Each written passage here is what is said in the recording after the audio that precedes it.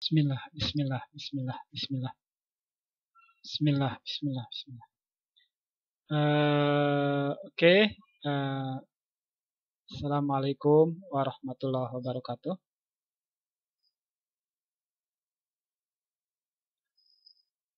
Bismillahirrahmanirrahim.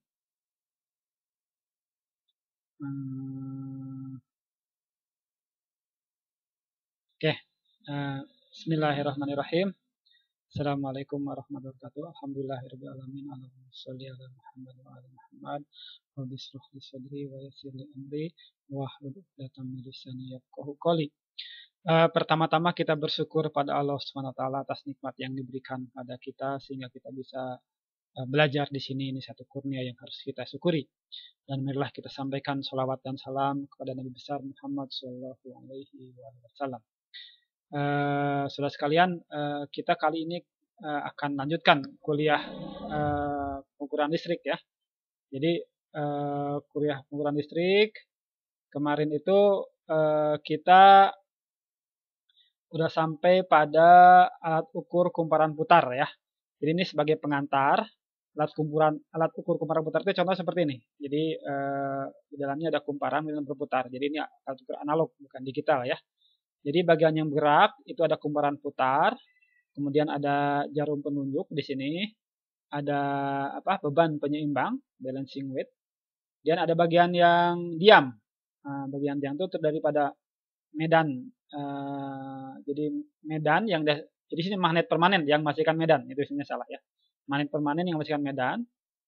Jadi seperti motor juga ya, tapi tidak berputar seterusnya karena ada penyangga, ada ada pegasnya sehingga dia maksimum berdeteksi maksimum kemudian balik lagi. Itu kumparan putar. Kemudian saya tidak akan membahas lebih jauh tentang kumparan putar. Jadi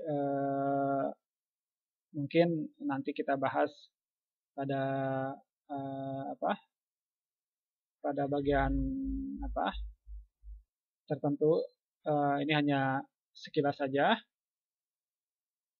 Yang saya bahas sekarang adalah kemarin. Nah ini nih, presisi dan akurasi. Jadi ya, apa yang dimaksudkan presisi dan apa yang akurasi ya. Jadi kemarin tertutup sama gambar saya kan, sama foto saya. Jadi kita lihat sini. Ini kalau gambar ini low akurasi, tapi akurasinya rendah karena jauh ya. Tapi good trueness ya, dia udah hampir mendekati ya.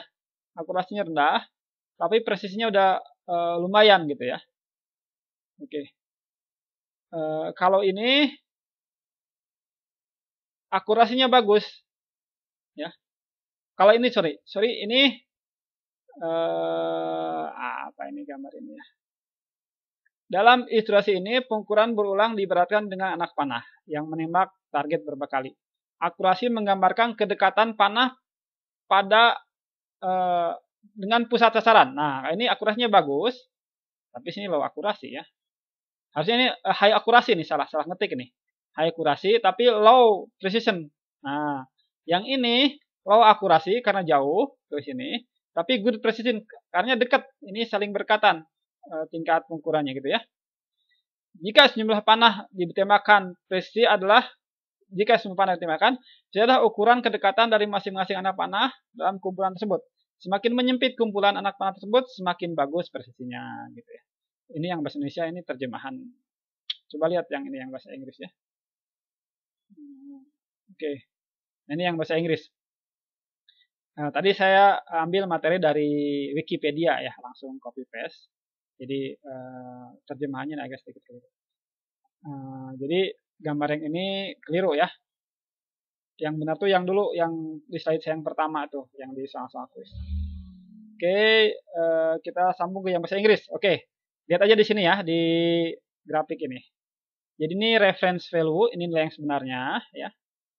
Nah, ini nilai pengukuran nih. Jadi jarak tingkat kedekatan antara tengah-tengah ini itu akurasi. Sedangkan tingkat kedekatan di sini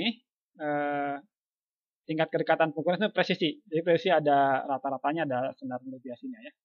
Jadi kita lihat dalam bahasa Inggris ya. The accuracy of the measurement system is the degree of closeness of measurement of a quantity to that quantity actual true value. Nah, jadi ini tingkat closeness, tingkat kedekatan antara hasil pengukuran ya, hasil measurement dengan hasil yang actual, yang sebenarnya. Nah, gitu ya dalam bahasa Inggris. Oke, bisa paham ya ini ya. Oke, berikutnya presisi. Nah, presisi adalah apa? The precision of a measurement system, also called reproducibility or repeatability, is a degree to which repeated measurement under unchanged conditions show the same result. Jadi maksudnya kepresisian atau ketelitian ya, ini kedekatan, keakuratan. Ini kadang-kadang di buku di buku William Cooper juga definisi akurasi presisi itu masih Pak Baliut juga ya. Mendingan diterjemahkan dalam bahasa Indonesia aja. Akurasi adalah keakuratan, presisi adalah kepresisian gitu ya. Ini menunjukkan presisi adalah apa? Menunjukkan tingkat pengukuran yang berulang dan saling dekat. Jadi pengukurannya berkali-kali. Kalau hasil pengukuran itu saling berdekatan berarti presisinya tinggi. Kalau berjauhan itu presisinya rendah. Seperti gambar tadi ya. Nah, seperti yang ini. Ini presisinya rendah gitu ya. Karena berjauhan. Kalau ini presisinya tinggi gitu ya. Nah, kalau ini dekat ke sini lebih dekat kan daripada ini. Ya, ini kan di lingkaran pertama berarti lebih dekat. Ini lebih akurat gitu ya. Yang ini kurang akurat tapi presisinya tinggi gitu. Jadi itu ya. Oke, tambah lagi nih. Ini saya coba terjemahkan. A measurement system can be accurate but not precise. Precise but not accurate, neither or both.